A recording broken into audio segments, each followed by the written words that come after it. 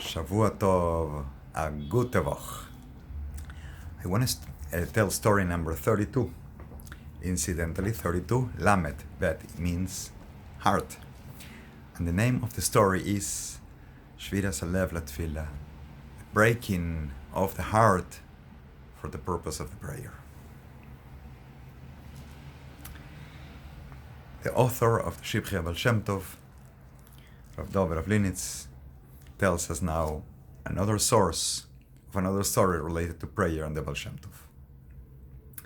I heard also from Rav David Farkas, the Magid Misharim of the Kehila of Mezibush. May his soul rest up above. And this is what I heard. Once the Baal Shem Tov was stopping for a prayer on the way home, and the place where he stopped, he was praying from the eastern wall, that's where the Baal Shem Tov will always stand to pray. And on the opposite side, in the same room, in the west wall, there were sacks of grain. And it was seen that during his prayer, the grain inside the sacks was trembling. One more of the stories of the shaking, trembling around the Baal Shem Tov that we see in material objects. I also heard from him, meaning I also heard from Rav David Farkas, but not directly from his mouth, meaning somebody else told him that Rav David Farkas said this. When I was the shochet in the community of Tulchin, Rav David, above mentioned, will come there. So the person who is telling, Rav David says when he was a shochet in the community of Tulchin, Rav David would come and spend Shabbos there, Shabbat in that place.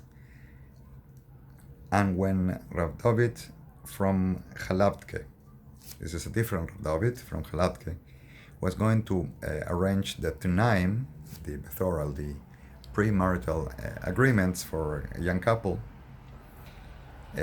for a couple, whatever, they're going to get married, he would send for the Mekablim. Now, Mekablim could either mean the people who will sign the Tunaim, the Bethoral agreements, or could be the people who will receive the charities prior to the wedding, and he would purposely bring them to give them their charity. So the above mentioned Rav David, the Magid Misharim of Mezibush, also came to the Tunaim in the place, and he said the story that was told to him after the Balebatim, after the people from the town, the householders, went back to their homes. This is just a pre-run for how the story came to his ears. Now the story itself. This is Rav David telling the person who told Rav David, who writes it down. Certain time in Yom Kippur, at dawn, the very early part of the day, the Baal Shem Tov did not come to the Beis Medrash, to the house of learning, to the shul, as it was his custom to come in Yom Kippur to begin the prayers at the break of dawn. And he waited and delayed until the shame of the day, meaning, wow, how late he was that day. And they were waiting for him to start the prayers. Then he came and sat in his place, in his usual place for prayers, and rested his head down on the stender. The stender is that little thing that we used to hold the books during prayer. He put his head down and he raised it and again down and up several times.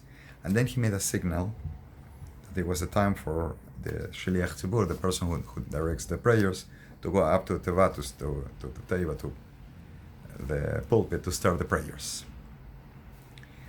So Rav David, that was mentioned about meaning, this is Rav David Farkas, went up as he was the Shliach Tzibur, the person assigned to direct the prayers during Rosh Hashanah and Yom Kippur.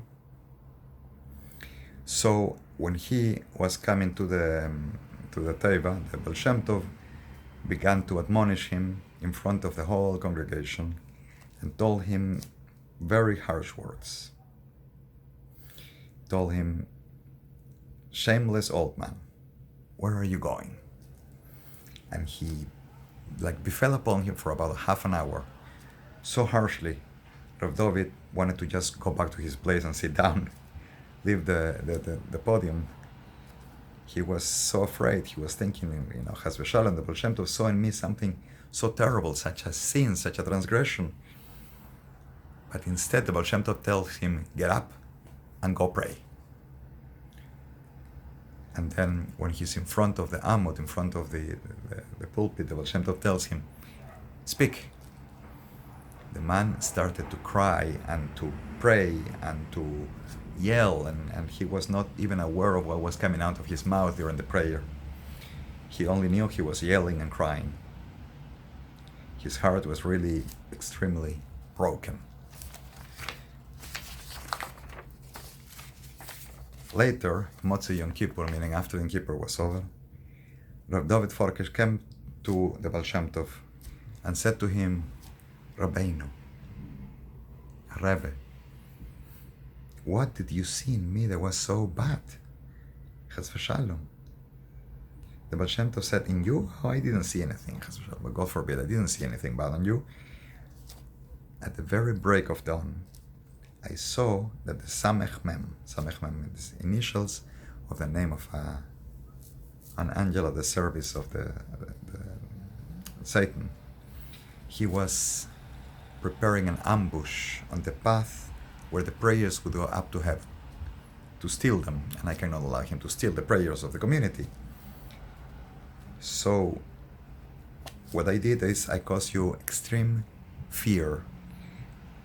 So the Samech Mem, Chas v'Shalom, God forbid, would not have a place to lodge in your heart. And then I broke your heart, and your sincere prayers came so straight to heaven, there was no place for the Samech Mem to come and then his ambush. He couldn't come in. And then I ordered you to pray."